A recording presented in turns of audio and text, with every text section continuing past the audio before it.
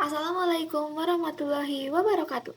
Dalam kesempatan kali ini, saya akan menyampaikan tentang identifikasi terkait regulasi rumah sakit khusus paru pada daerah Manguharjo tentang standar layanan informasi publik.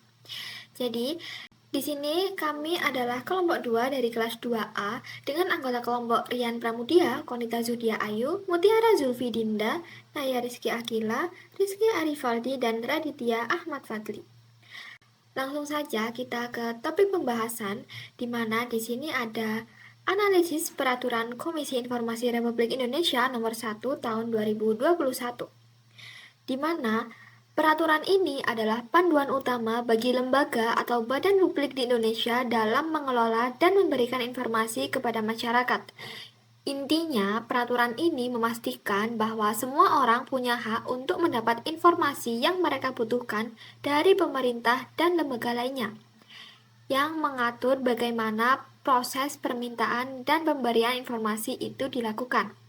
Peraturan ini bertujuan untuk mewujudkan prinsip keterbukaan informasi publik sebagaimana diamanatkan dalam Undang-Undang Nomor 14 Tahun 2008 tentang keterbukaan informasi publik.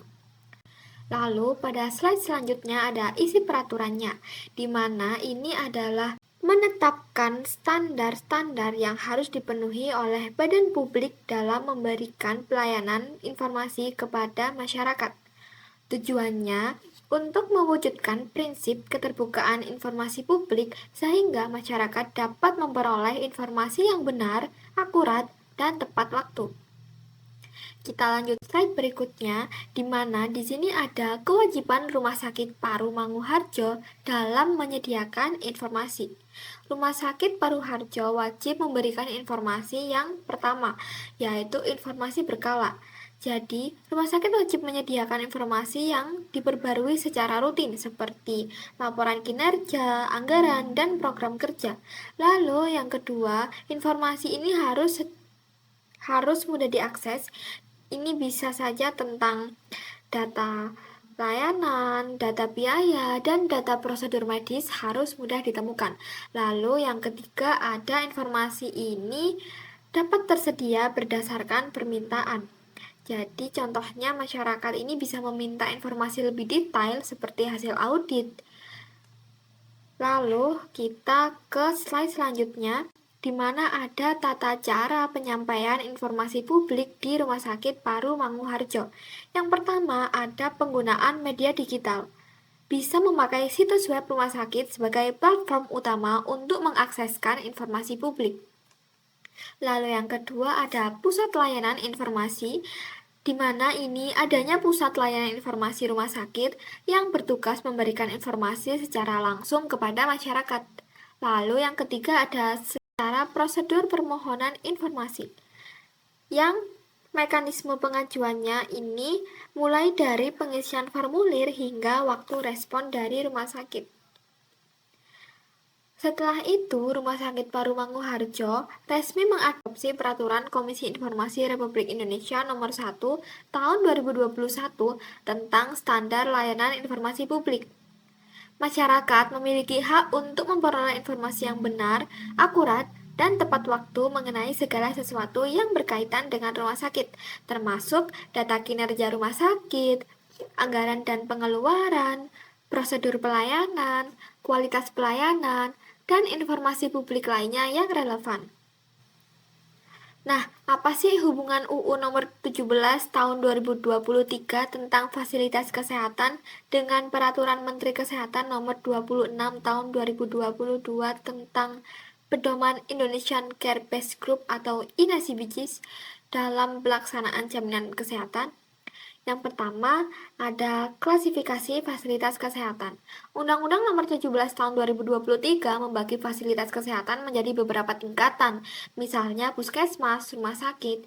Nah, pembagian ini menjadi dasar dalam menentukan jenis layanan yang harus diberikan dan sistem pembayaran INASIBGIS. Lalu ada standar pelayanan. Baik undang-undang maupun peraturan Menteri Kesehatan mengatur tentang kualitas layanan kesehatan yang harus diberikan dan harus diperhitungkan untuk standar pelayanan ini. Lalu ada sistem informasi kesehatan, di mana kedua peraturan ini mendorong penggunaan teknologi informasi dalam pengelolaan data kesehatan. Sistem informasi kesehatan ini penting untuk mengelola data pasien, klaim inasi bijis, dan integrasi dengan sistem kesehatan nasional. Lalu kita ke slide selanjutnya. Di sini ada implementasi yang diadakan oleh Rumah Sakit Paru Manguharjo mengadopsi peraturan Komisi Informasi Republik Indonesia Nomor 1 Tahun 2021, di mana ini memastikan transparansi dan akses mudah bagi masyarakat untuk memperoleh informasi penting seperti kinerja, anggaran, prosedur, kualitas pelayanan rumah sakit.